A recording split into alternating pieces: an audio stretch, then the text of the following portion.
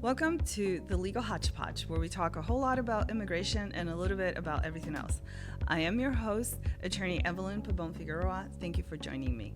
Before we move along, I want to remind you that the information that I provide is not legal advice, and is only meant for your information only.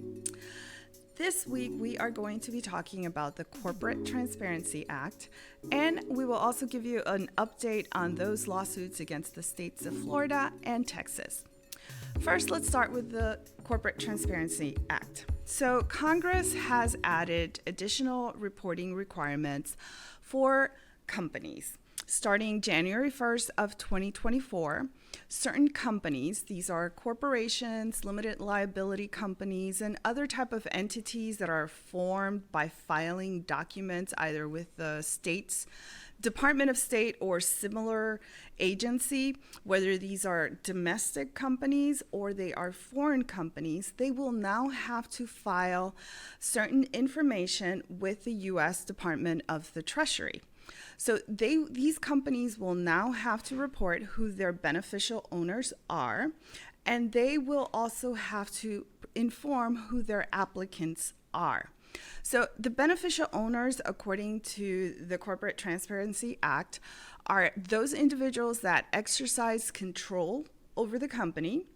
And keep in mind that senior officers like CEOs or COOs of the company will now be considered beneficial owners, even if they are not actual shareholders or members of the companies. In addition, any person that actually owns more than 25% of an interest in the company will also be considered a beneficial owner. And starting January 1st of 2024, corporations will have to report who these people are to the Department of the Treasury. In addition, companies will have to report who their applicants are, their company applicants. The company applicants are those individuals that either directly file the documents with the government agency, as well as the person that directs the filing of those documents. So when it comes to the company applicant, there will be a maximum of two. Two individuals can be the applicants. And again, this is the person that actually files the documents or the person that instructs another person to file those documents, which means that attorneys will be considered applicants in this situation. Again, this starts January 1st of 2024.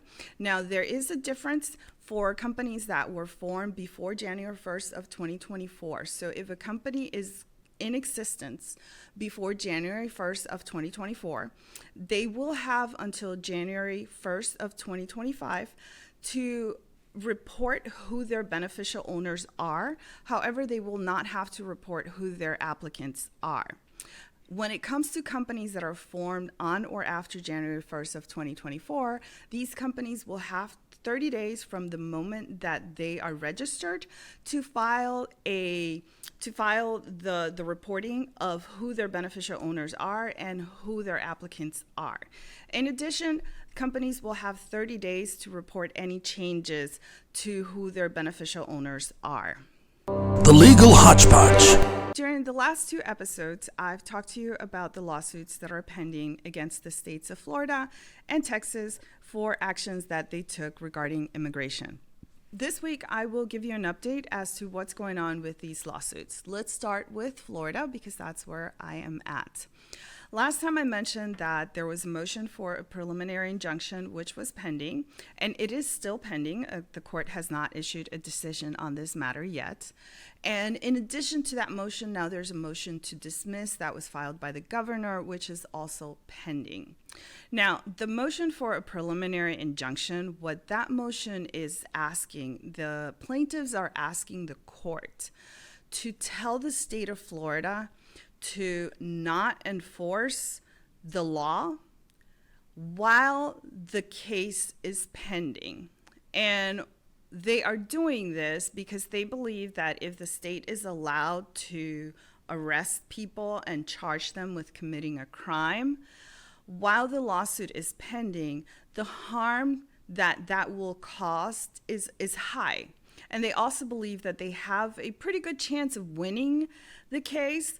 And because of that, they're saying, court, let's pause this law. Let's not allow the state to enforce it until you make a decision on the law.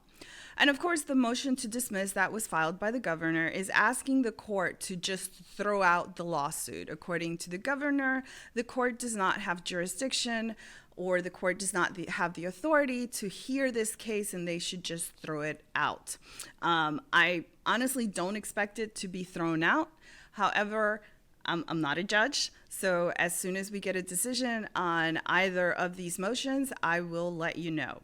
Now, moving on to Texas. So in Texas, the lawsuit has to do with some floating barriers that were placed in the middle of the Rio Grande. So the federal government filed a lawsuit against Texas saying, Texas, you can't do that. You needed our permission to do that. The judge at the initial level issued a preliminary injunction telling the courts, telling the state of Texas that they had to remove those barriers.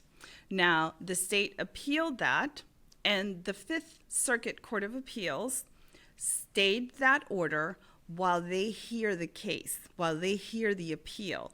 So as of now, their barriers are still allowed in the middle of the Rio Grande while the Court of Appeals decides whether the order from the trial judge that says that they have to remove the barriers should continue or not. As soon as we get a decision on this motion, on this appeal with the Fifth Circuit Court of Appeals, we will let you know, and we will let you know whether those barriers will stay in the middle of the Rio Grande or not while the case continues its way through court. Thank you for listening. Thank you for joining me. You can reach attorney Evelyn Pabon Figueroa at 407-874-5490, or you can email her at epabonfigueroa@pcc.law. You can also visit our website at privatecorporatecounsel.com. Stay tuned for the next episode of the Legal Hodgepodge.